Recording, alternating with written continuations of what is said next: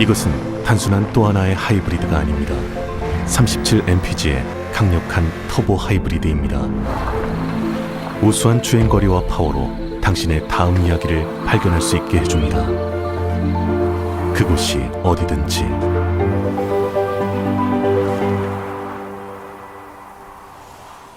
올류 소렌토 터보 하이브리드, 세계 최초의 스토리텔링 머신.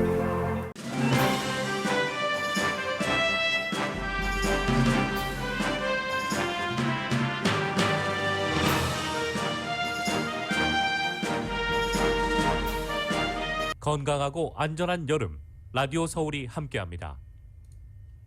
강혜신의 오늘의 미국.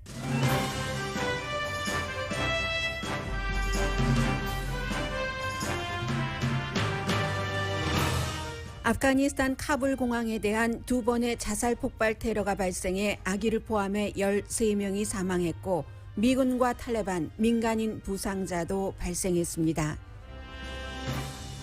바이든 대통령은 백악관 상황실로 들어갔고 미군과 철군과 대피 나머지 일정은 어떻게 전개될지 알 수 없습니다.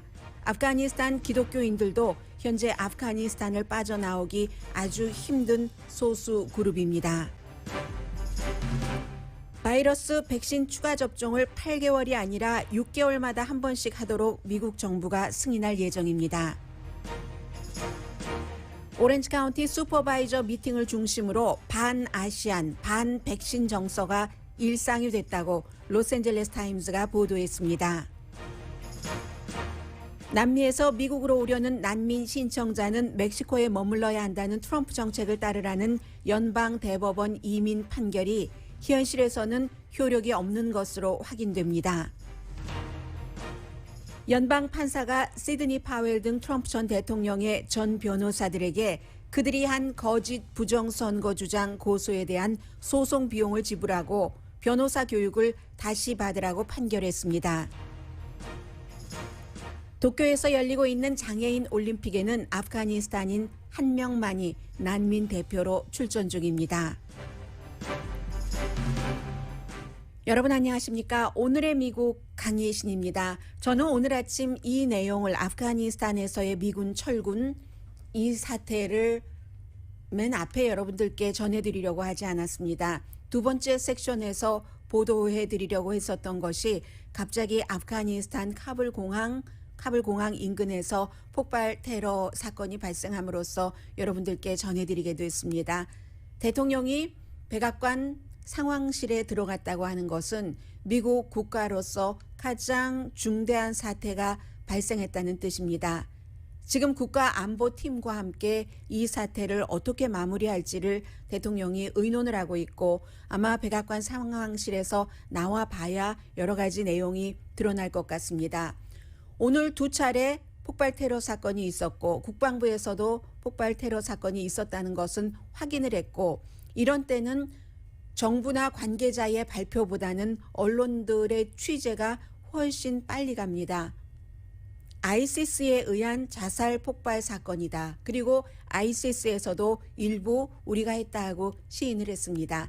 ISIS K자가 붙는데 왜 ISIS K냐? ISIS라는 것이 이슬라믹 스테이트, 이슬람 정부를 세우겠다는 그런 기구죠. 그런데 K자가 붙는 것은 말하자면 모든 단체의 지부와 마찬가지인 겁니다. 아프가니스탄 지부, 그리고 ISIS는 탈레반과는 적입니다. 탈레반의 적이라고 선포를 했는데 이 부분은 조금 나중에 말씀드리겠고요. 오늘 사건이 국방부가 확인하기 전에 미국 매체도 전부 그 톨로 뉴스라는 아프가니스탄 현지의 뉴스의 보도를 인용을 해서 사진들을 전부 내보내고 있는데 두 번의 폭발이 지금은 어느 정도 클리어됐습니다. 한 번은 아비 게이트, 아프가니스탄 공항으로 들어가는 그 입구, 출구이기도 하고요. 메인 엔트런스가 있고 그리고 그 아비 게이트가 약간 메인 그 입구 출구에서 오른쪽 동쪽에 있습니다. 그리고 조금 더 동쪽으로 가면은 이스트 게이트라고 있고 그리고 그 아비 게이트라는 곳에 바로 그 북쪽에 그러니까 메인 엔트런스에서도 한참 떨어졌겠죠. 노스 게이트가 있습니다. 그래서 이제 첫 번째 폭발이 바로 이 아비게이트 입구에서 일어났고, 이제 두 번째는 바로 그 또 근처에 있는 호텔, 호텔이거나 호텔 아주 가까이에서 폭발 사건이 발생을 했다는 겁니다.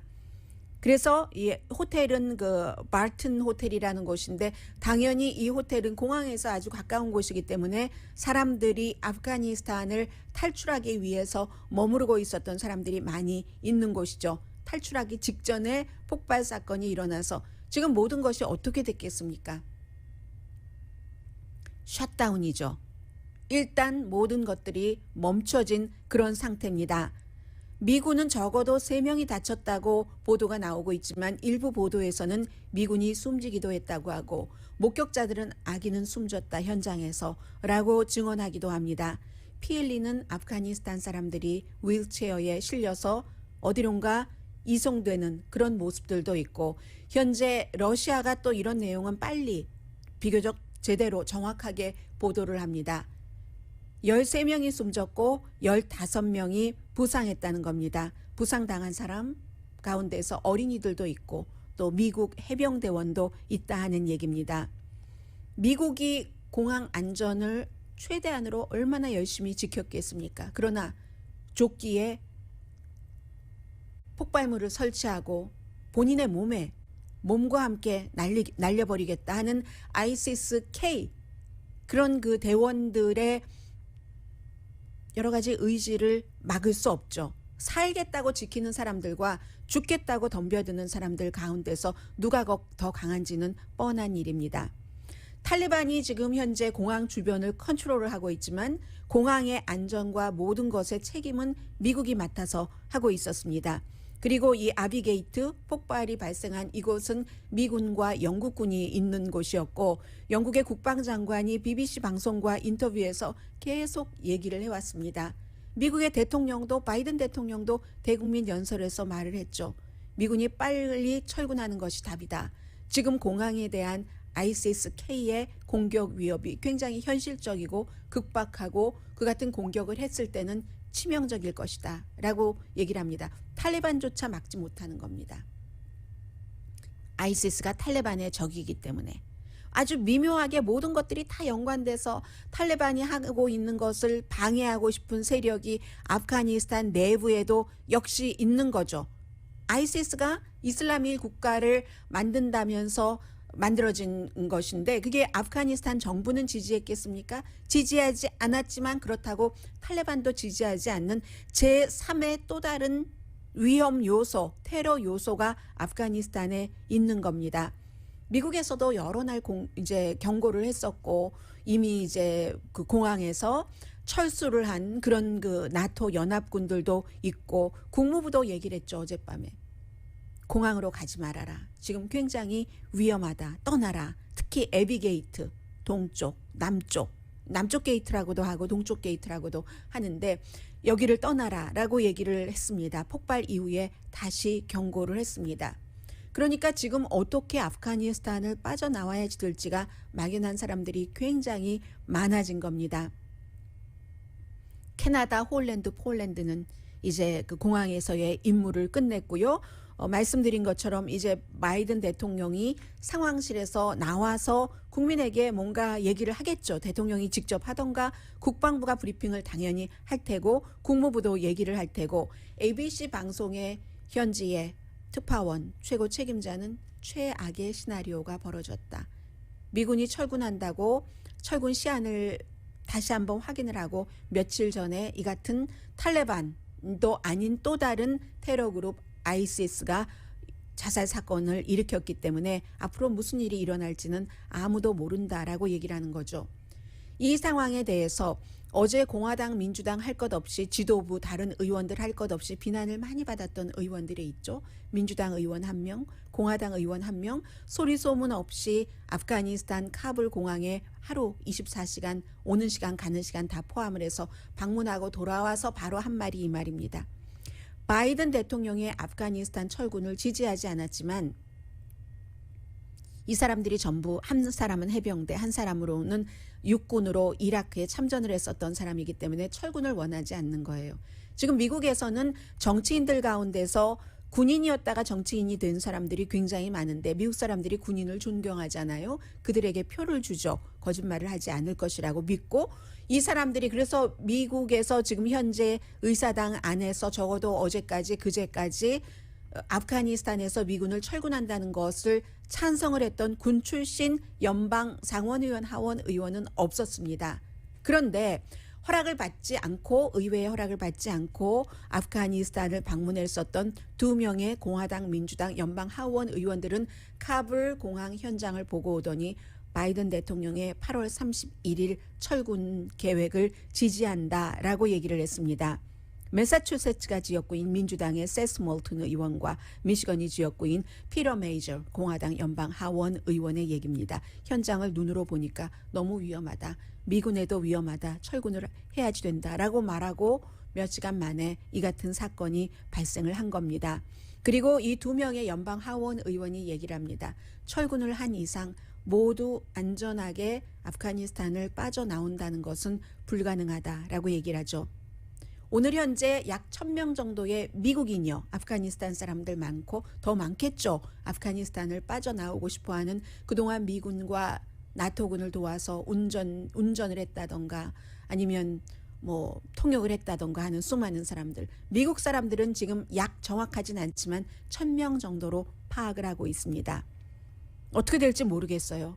지금 국방부가 아프가니스탄에서 8월 31일에 완전히 미군이 철수하고 난 뒤에도 그 사람들이 아프가니스탄을 빠져나오도록 우리가 모든 일을 다 하겠다라고 약속은 했지만 지금 한 치 앞을 내다볼 수 없는 미군도 미국 대통령도 탈리반조차도 어찌할 수 없는 그런 상황들이 지금 발생을 한 겁니다. 그렇기 때문에 지금 국무부에서 떠나지 않는 미리 떠나지 않는 떠나는데 협조하지 않고 아니면 망설이건 그 사람들도 다 사연이 있겠죠. 구구절절히 슬픈 사연들이 있겠죠. 그런 사람들을 경고를 하고 어느 정도 원망 섞인 얘기도 하고 하는 겁니다. 아이시스는 2014년도에 만들어졌어요. 제일 처음에 이제 알카이다가 있었고 알카이다보다도 탈리반이 먼저죠.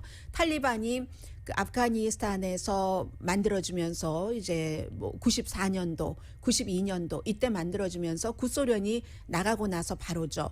공산당도 싫고 우리는 무슨 아프가니스탄 현재의 정권도 싫고 왜냐하면 당시에는 구소련이 지지하는 사람이 대통령이었으니까 우리 이슬람 방식대로 이슬람 국가를 세우겠다고 탈리반이 만들어져서 96년부터 2001년까지 탈리반이 정말 아주 엄호 이런 단어가 생각날 정도의 아프가니스탄을 이끌다가 2001년도에 무너지게 됐죠. 정권에서 내놓게 됐죠. 그러나 탈리반은 죽지 않았습니다. 20년이 지나고 이렇게 지금 미국과 대적을 해서 미국과 나토군보다도 더 강한 탈리반이 됐는데 그 사이에 탈리반이 뒤로 숨어 있는 동안 2014년도에 아이시스가 나옵니다. 아이시스가 나오는 것은 알카이다라는 9.12 사건을 저지른 오사마 빈 라덴이 배후에 있는 이 조직이 미군이 들어가면서 힘이 약해지고 2001년도에 이제 미군이 들어갔으니까요. 탈레반에게 뭐 알카이다 내놔라, 오사마 빈 라덴 내놔라 해서 탈리반이 노, 알카이다도 노, 뭐 이런 식으로 하면서 이 알카이다가 약해지고 생긴 게 아이시스입니다. 알카이다에 잡으면 뭐합니까? 아이시스가 또 생기고 탈리반 또 생기고 탈레반의 또 다른 지부 또 생기고 절대로 아프가니스탄과 중동의 그 문제를 중동도 아니고 아프가니스탄도 아닌 종교도 다르고 역사도 다르고 언어도 다른 러시아나 영국이나 미국이 할 수 없다는 것을 보여주는 이런 상황입니다. 아이시스는 그래서 탈리반이 2001년도에 힘이 약해지고 알카이다도 무너지고 했을 2014년도에 생겼는데 이 아이시스가 어떻게 생겼냐면요. 탈리반의 말하자면 또 다른 지부인 겁니다.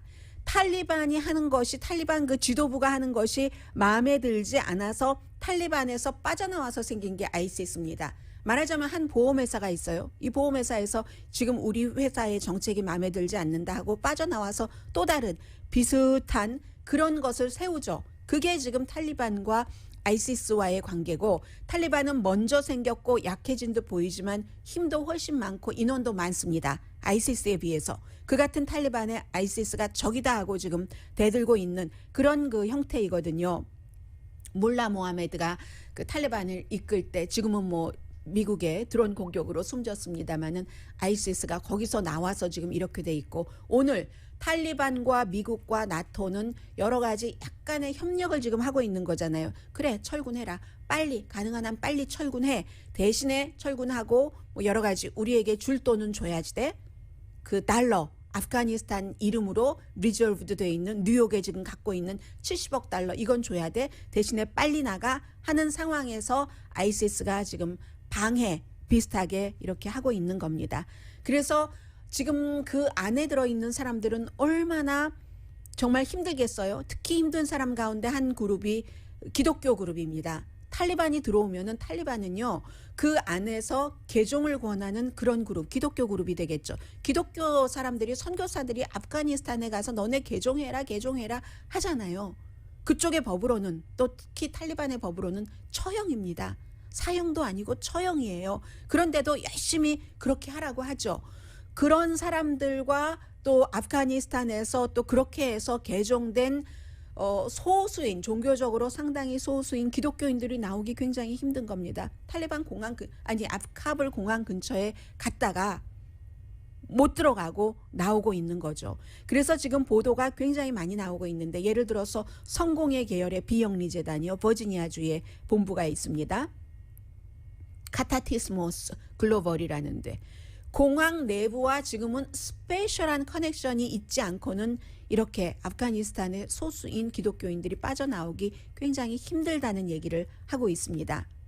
그렇죠. 공항 내부와 관계가 있어야 며칠 전에 여러분들께 보도를 해드린 뭐 예를 들어서 무슨 2명의 사람들 기자들과 연관이 있다던가 하면은 기자들이 타고 나오는 차터 전세기에 타고 나오고 어제 또 말씀드린 아프가니스탄 기자로서 멕시코의 외무장관과 연관이 있었던 사람은 그렇게 극박하게 연관을 해서 멕시코가 뭐 이민 수속 미국처럼 스페셜 비자 수속하는데 오래 걸려 이런 것 없이 급속으로 해준다던가 아니면 카불 공항에 직접 지시를 해야 되잖아요. 빨리 어디로 가서 그 오는 사람들을 먼저 받아라는 그런 게 없으면 굉장히 힘들다는 얘기입니다.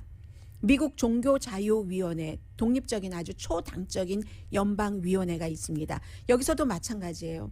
바이든 행정부의 아프가니스탄 종교 소수인 기독교인 보호를 요청했지만 지금 이런 상황에서 정부가 특정 그룹을 보호를 해줄 수도 없고 어떤 일을 막을 수도 없고 해서 이제 이 같은 그룹들도 전세기를 만들어서 어떤 형태로든 빠져나오게 하려고 완전히 무슨 작전인 거예요. 영화보다 더한 리얼리티인 거죠. 그렇게 해서 국방부조차도 그러한 그 전세기를 하고 하는 것을 지원하지도 않고 막지도 않고 국방부가 주도하는 미군이 전부 할 수가 없기 때문에 지금 그런 상태거든요. 심지어는 글렌백이라고 여러분들 아시죠? 아주 보수적인 라디오 진행자이기도 하고 음모론도 굉장히 많이 내는 사람이에요.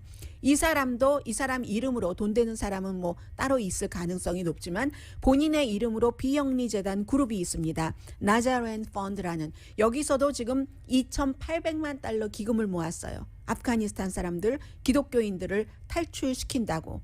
뭐 20대의 항공기가 지금 마련돼 있대요. 7,000명 정도는 데리고 나올 수 있다 하는데 탈리반, 아이시스와의 또 다른 충돌 이런 것들 때문에 굉장히 위험한 거죠. 그래서 지금 아프가니스탄에서 미군 지키고 있는 철군 며칠 안 있으면 집으로 돌아오는데 오늘 다치는 사람이 생겼잖아요. 일반인들, 아프가니스탄 사람들 생명에 대해서 자유에 대해서 모든 것은 왜 미국식 표현을 하자면 그 chance of game 뭐 이 정도 될까요? chance of game. 그러니까 정말 game of chance라든가 정말 기회의 게임.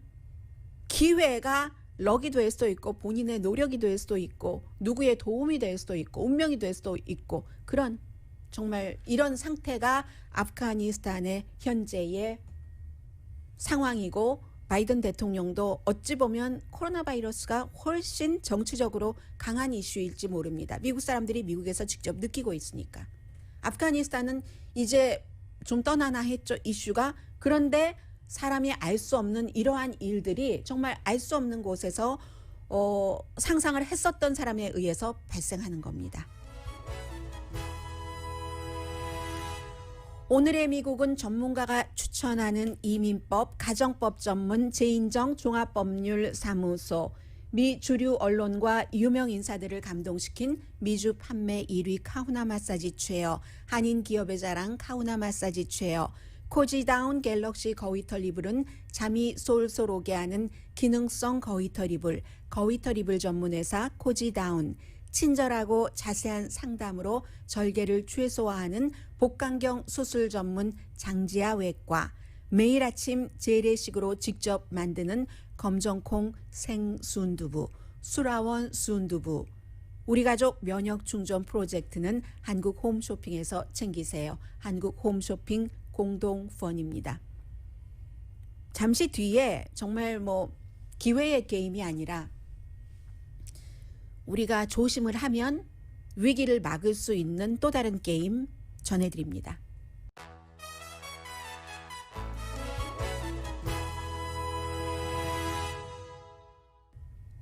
라디오 서울 방송 오늘의 미국 듣고 계십니다. 원래 이제 9월 20일부터 파이저 앤 바이오엔텍 추가 접종 부스트샷이 이제 시작된다 하면서 지금 준비를 하고 있죠. 그런데 이게 이제 맞은 지 8개월 된 사람이 아니라 아마 아직 공식적으로 발표를 한 건 아닌데 항상 언론이 조금 빠르죠. 월스트리트저널 등이 보도를 했는데 바이오엔텍, 파이저 그리고 모더나뿐만이 아니라 존슨앤존슨까지도 전부 맞은 지 6개월이 되면은 부스터샷을 접종하도록 그렇게 이제 정부 관계자들은 결론을 내릴 예정이랍니다.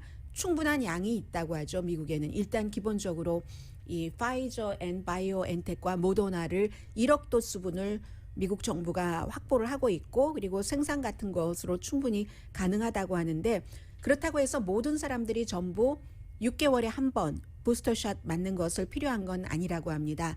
그것도 이제 면역력이 약한 사람이 있고 또 어떤 그 건강 상태에 따라서 나이별로 그렇고 이러한 것들이 이제 정부가 8개월이 아니라 6개월 만에 한 번씩 일단 그 부스트샷을 맞아야지 된다 하고 가이드라인을 내놓으면 구체적인 내용까지도 전부 함께 발표를 할 겁니다.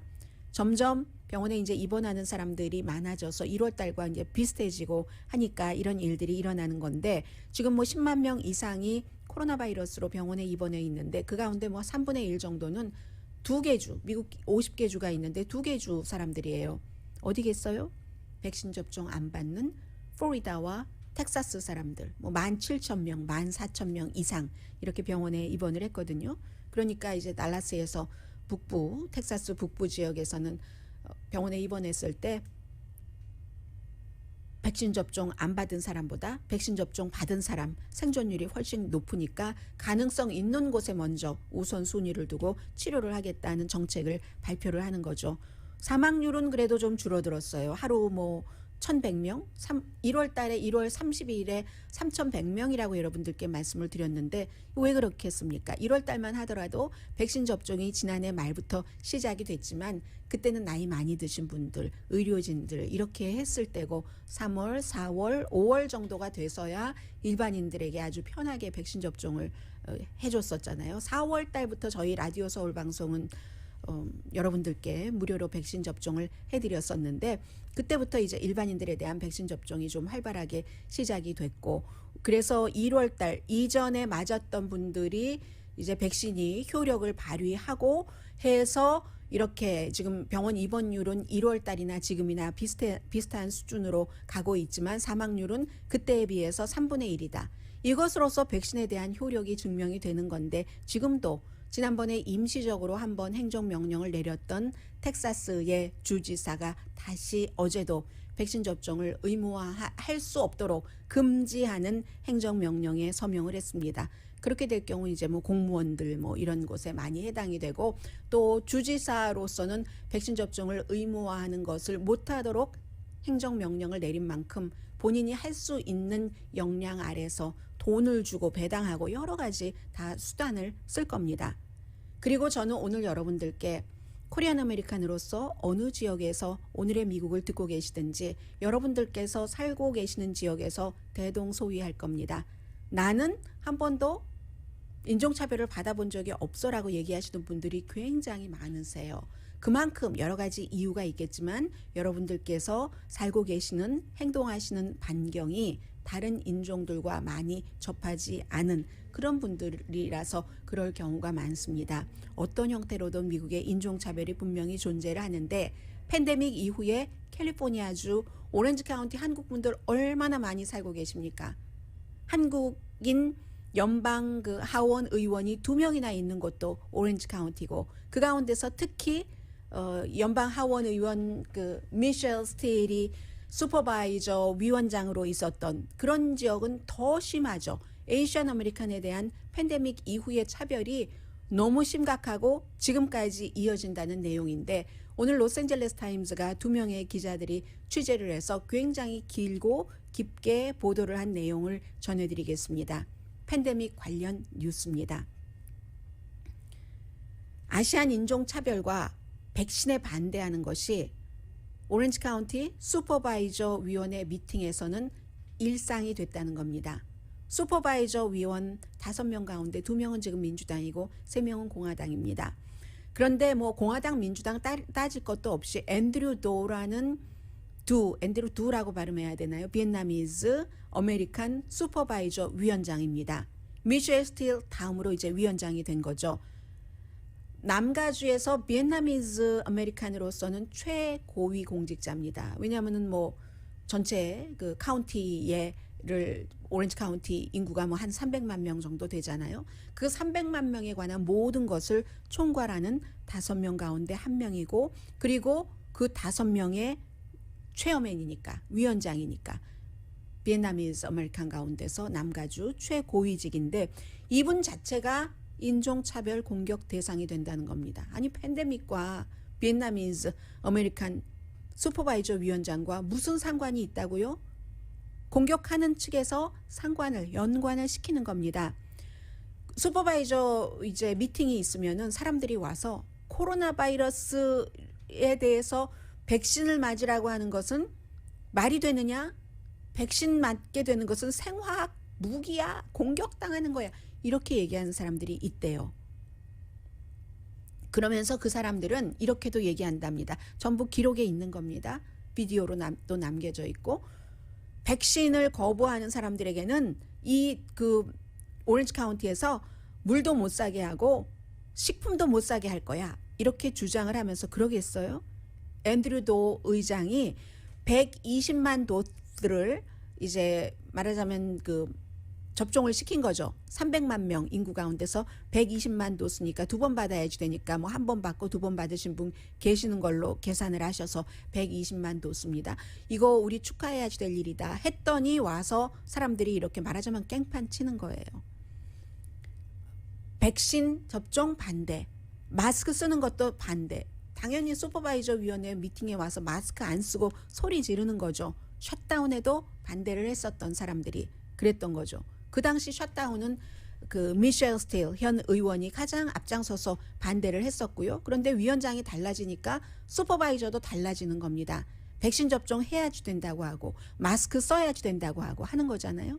해서 7월 27일 미팅에는 그 이후 미팅에도 뭐 이런 일이 있었지만 한 남자가 선글라스를 끼고 와서 이 앤드류 도라는 위원장이 연설을 할 때 위원장에게 너 내 나라에 와서 공산주의 기생충처럼 군다고요. 이 사람이 58살이에요. 어렸을 때 보이였을 때 사이공 함락되고 공산주의가 싫어서 미국으로 부모님과 함께 피신온 사람입니다. 그런데도 공산주의 기생충이래요. 슈퍼바이저 위원장에게. 제가 F자니까는 말 바꿔서 말씀드릴게요. 그 어떤 F자 같은 베트남으로 돌아가라 이렇게 소리 지른다는 거예요. 타일러 더든이라는 사람이 그랬답니다. 이 사람이 파이터 클럽이라는 영화에 출연을 했대요. 허무주의자로 출연을 한 사람이랍니다. 그러니까 사람들이 또 좋다고 막 박수치고 환호하고 더해라 슈퍼바이저 위원장 공격하는 거 더해라. 이 같은 인종차별적인 것들이 슈퍼바이저 위원회 미팅에서 굉장히 강해지기 때문에 이 미팅을 어떻게 이끌어가야지 되는가? 지금 딜레마에 빠졌을 정도라는 거죠. 오렌지 카운티에 뭐 웨스트민스터 이런 데에 비엔나미즈 아메리칸들이 많이 살고 있죠. 그곳에도 지금 여러분들께서 코리안 한국어로 방송을 들으시는 것처럼 비엔나미즈 라디오 방송국도 있고 텔레비전 방송국도 있습니다. 그 모든 것이 기록으로 남잖아요. 비디오 클립을 이 방송사에서 방영을 하고 나서 비엔나미즈 아메리칸들이 얼마나 걱정을 하겠어요. 분노도 하지만 아이들을 학교에 보내야지 되는 어머님들이 계시는데, 아버님들이 계시는데 리를 사이공이 걱정과 분노에 휩싸여 있다. 공산당과 거리가 멀죠. 거의 공산당을 피해서 오신 분들의 자손들이기 때문에 사실은 이 부분에 대해서는 공화당을 지지하시는 분들이 더 많습니다. 비엔나미즈 아메리칸의 경우는 어쨌든 락다운 그 시위에서부터 문을 닫기는 뭘 닫아요. 뭐 이랬던 시위에서부터 마스크, 백신 착용, 백신 접종 이런 것을 반대하는 사람들이 계속 오렌지 카운티에서 시위를 하고 있는데 숫자가 많지는 않지만 굉장히 강렬하답니다. 그리고 그 사람들은 많은 사람들이 트럼프 모자를 쓰고 미국의 성조기 들고 당연히 마스크는 안 쓰고 침 튀면서 얘기하는 거죠. 한 달이 지나갈 때마다 이제 청문회 형태로 일반인들에게 발언권을 주는 미팅이 있는데 그때마다 슈퍼바이저 미팅에 나타나서 비엔나미즈 아메리칸 슈퍼바이저 의장 나가라고 소리 지르고 이거는 홀로코스트지 뭐야 우리에게 왜 이런 것을 강조해 하고 보건 관계자도 해고하라고 주장을 하고 그 보건 관계자 슈퍼바이저 위원회 뭐 위원들 집에 가서 막 소리 지르고 그 자녀가 있는데도 자녀가 집에 들어가려고 하는데도 대학생들 이런 사람들이 그런데도 한다는 겁니다. 그런데 이러한 것은 로스앤젤레스 타임즈 표현에 따르면 트럼프 전 대통령의 말들이 이민자들을 후지게 인종차별을 받아도 당연한 것처럼 만들었다는 거예요. 여러 가지 인종차별적인 이민자를 학대하는 것과 같은 특히 코로나 바이러스 이후에 중공 바이러스다. 라고 얘기하는 것들이 뭐 중공이나 뭐 한국인이나 뭐 비엔나미스나 다 그게 그거지 이런 형태로요. 에이션 아메리칸들을 이런 형태로 또 게다가 되고 오렌지 카운티가 원래는 하얀 색깔이었는데 색깔로 유치하게 표현을 하자면 그게 브라운으로 옐로우로 돼가면서 에이션으로 라티노로 바꾸면서 비엔나미즈 아메리칸인 앤드류 도가 공직자 슈퍼바이저 위원장이 되자 인종차별이 더 심해진다는 겁니다. 그래서 슈퍼바이저 위원들도 이슈에 대해서 열정을 가지고 여기 와서 우리의 반대하는 말을 하는 것은 그건 미국이니까 that's okay, that's welcome. 하지만 이 미팅에 와서 인종차별적으로 무슨 거지 같은 너네 나라로 돌아가라고 하고 하는 게 말이 되느냐라고 얘기를 하는 겁니다. 변호사들도 많아요. 그 가운데는 백신 접종에 반대하는 마스크와 백신 뭐 여러 가지 기타 등등에 반대하는 사람들은 모두 자유를 외칩니다. 그리고 어떤 사람은 앤서니 파우치 박사는 백신 접종 받는 게 좋다, 마스크 쓰는 게 좋다라고 하는 앤서니 파우치 박사는 가짜다 뭐 이런 그 사진으로 티셔츠를 만든 그런 셔츠를 입고 오기도 하고 어떤 시의회는 지금 슈퍼바이저를 말씀드렸죠. 시의회 미팅도 마찬가지여서 시의회에서 이 시의원이 뭐 경찰의 보호를 받고 나갔어야지만 되는 그런 일들도 있고 헌팅턴 비치 시의회가 이제 그 티토 그 오티즈라는 굉장히 그 음모론 뭐 딥스테이트 하니까 뭐 이 코로나 바이러스에 대해서 어떻게 대응하실지 알겠죠. 이 사람이 사임하고 나서 그 자리를 그 론다 볼튼이라는 임시적으로 이제 변호사인데 아프리칸 아메리칸 여성 변호사예요. 이 사람으로 시의회가 그 자리를 일단 채우도록 했거든요. 그랬더니 또 막 소환해야지 된다고 첫 번째 오렌지 카운티 그쪽에 헌팅턴 비치의 아프리칸 아메리칸 시의원입니다. 그게 싫은 거죠. 소리 지르고 또 교육부에서도 마찬가지예요. 로스알라미타스 교육부 미팅에도 이제 뭐 이 코로나 바이러스로 인해서 뭐 백인에 반대한다 하면서 와서 수없이 시위를 하고 한다는 겁니다. 로스앤젤레스 타임즈가 얼바인 시의원 태미킴 시의원과 인터뷰를 했습니다. 굉장히 낙담할 그럴 일이다. 그렇지만 놀랍지도 않다. 이런 일들을 너무 많이 겪었기 때문에 미스터 도에게 앤드류 도 오렌지 카운티 슈퍼바이저 위원회 위원장에게 겪는 그에게 일어난 일을 너무 많이 보기 때문에 놀랍지도 않다라고 얘기를 합니다. 에이션 아메리칸과 에이션 아메리칸 정치인에 대한 오렌지 카운티에서의 인종차별 심하고 솔직히 말해서 양쪽에서 받는다고 태미기 그 시의원은 얘기를 하네요.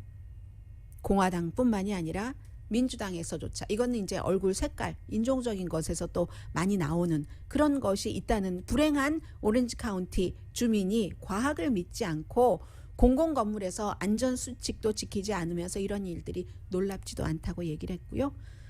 그래서 이제 좌절과 실망이 굉장히 팬데믹 기간 동안에 오렌지 카운티에서 깊어진다 하는 얘기입니다. 그리고 이제 심지어는 이제 그 슈퍼바이저 위원회의 앤드류도 위원장이 보통 사람들이 마스크 발언권 그 잡잖아요. 잡고 앤드류도에게 뭐 물러나라 너 공산주의야 너네 뭐 그지 같은 베트남으로 돌아가 막 이런 얘기를 들을 때 보통 때는 가만히 있는데 요즘에는 한마디 한다고 하더군요. 당신이 나에게 한 말을 그대로 당신에게 뭐 돌려드리겠습니다. 뭐 이런 그 얘기들 그런 얘기를 한다. 그러니까 오렌지 카운티에서 슈퍼바이저 위원회 미팅에서 일어나는 일이 오렌지 카운티에서도 일어나고 있는 일이고 미국 전국 다른 지역에서도 일어나고 있는 일인데 대신에 이제 로스앤젤레스 한복판, 오렌지 카운티 한복판 뭐 예를 들어 있잖아요.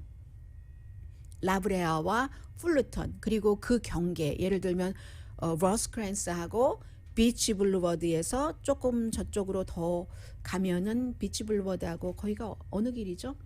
길 이름이 매그놀리아인가요? 아무튼 그 뭐 한국 마켓들도 많고 이쪽엔 시온 마켓 있죠. 한남 체인 있죠. 건너편에 무슨 뭐 그 시리 마켓 있죠. 하는 그쪽 지역 그쪽 몰에서나 아닐까. 왜냐면 한인들이 많기 때문에 다른 곳에서는 한인들도 굉장히 위험한 처지, 학교에서 특히 자녀분들이 이제 공격을 당할 가능성도 있을 수 있다라는 것. 그런 거. 시간이 지나도요. 진실을 인정하지 않는 사람들은 진실을 인정하지 않습니다. 코로나 바이러스 사태에 대해서. 또 다른 사태는 잠시 뒤에 전해드리겠습니다.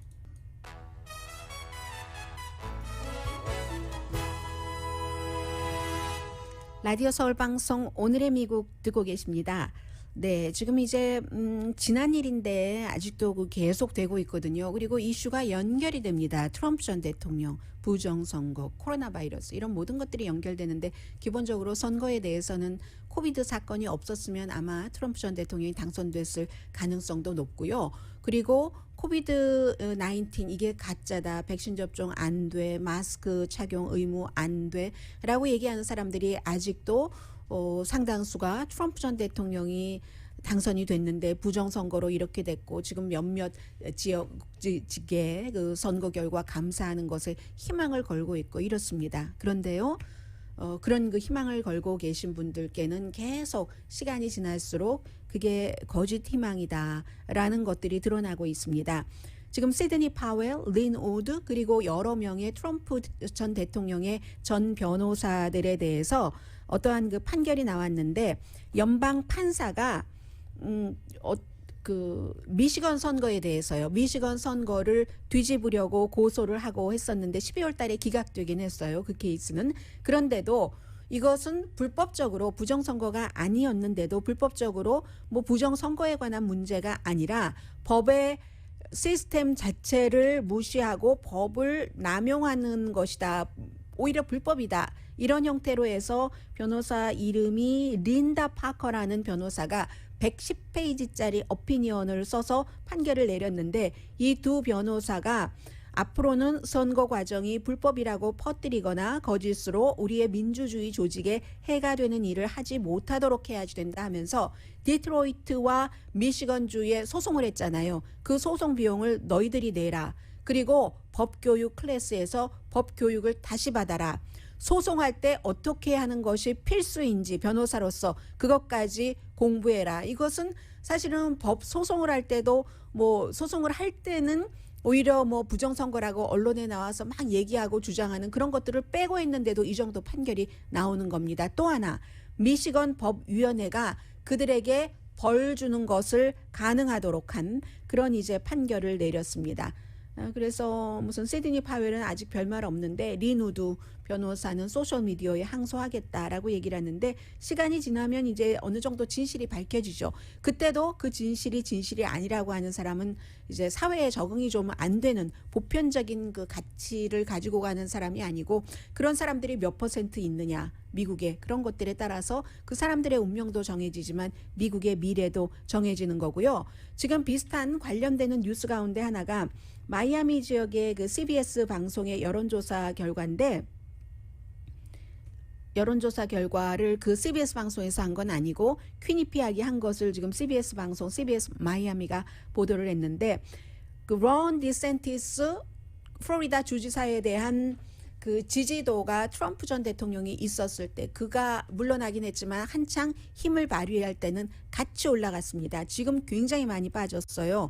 그래서 전체적으로 코비드-19에 대해서 백신 접종 받지 말아라, 마스크 착용 의무화 하지 말아라 이런 그 사람이잖아요. 거기에 대한 그 정책의 지지율이 굉장히 많이 빠져서 46%만 지지를 하고 51%가 지지하지 않습니다. 그리고 전체적으로 주지사의 지지율도 상당히 낮아졌어요. 45%가 지지하지 않고 47%만이 지지할 뿐입니다. 2024년도 다 대통령 후보가 돼보려고 하는 것이잖아요. 트럼프 전 대통령을 지지하고 여러 가지로 부정선거 있다라고 얘기를 하고 코비드에 대해서도 대처하는 것이 그런데 그가 2024년도에 대선 후보가 된다는 것에 대해서는 59%가 오히려 반대를 합니다. 35%만 지지할 뿐입니다. 그리고 또 하나 전해드리자면요. 이 내용은 애리조나의 검찰총장이 애리조나 마리코파 카운티의 펀드에 대해서 선거 기금을 조사하는 펀드요. 이걸 이제 중지하겠다. 기금 주는 것을 이걸 최종적으로 결정을 할 모양인데요. 왜냐하면 엊그제 말씀을 드렸었죠. 이것을 공화당이 주도를 해서 뭐 어찌어찌해서 이렇게 결과를 바꿔보려고 했는데 그 감사하는 그 회사가 이런 것은 한 번도 해본 적이 없고 또 그 CEO를 포함해서 많은 사람들이 병원에 입원할 정도의 뭐 코로나 바이러스가 걸리고 했는데 사실은 이것도 흐지부지 된다는 얘기입니다.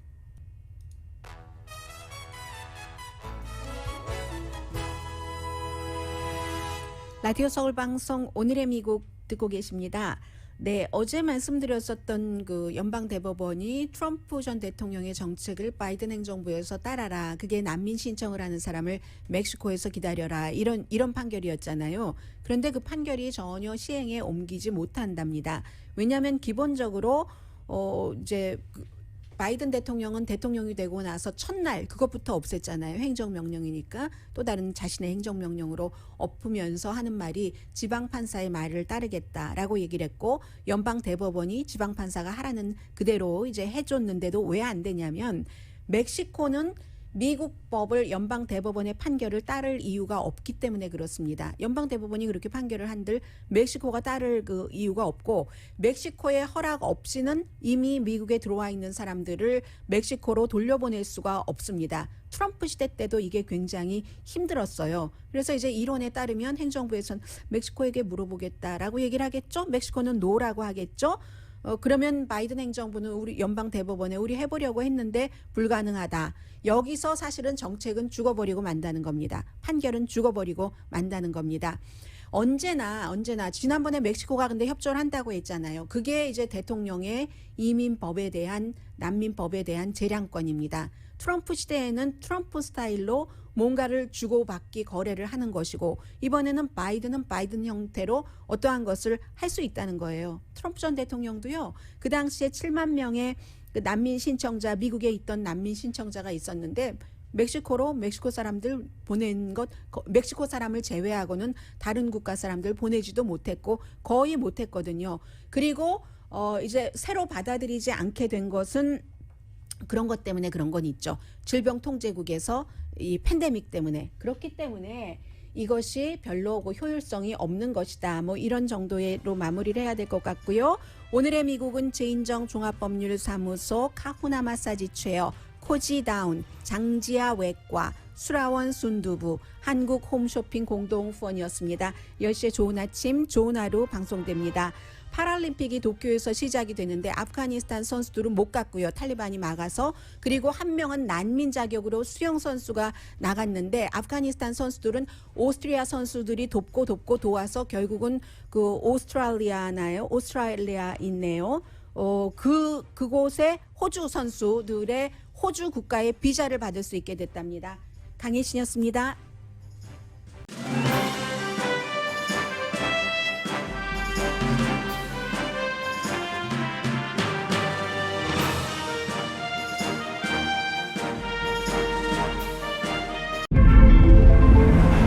이것은 단순한 또 하나의 하이브리드가 아닙니다. 37mpg의 강력한 터보 하이브리드입니다. 우수한 주행거리와 파워로 당신의 다음 이야기를 발견할 수 있게 해줍니다. 그곳이 어디든지.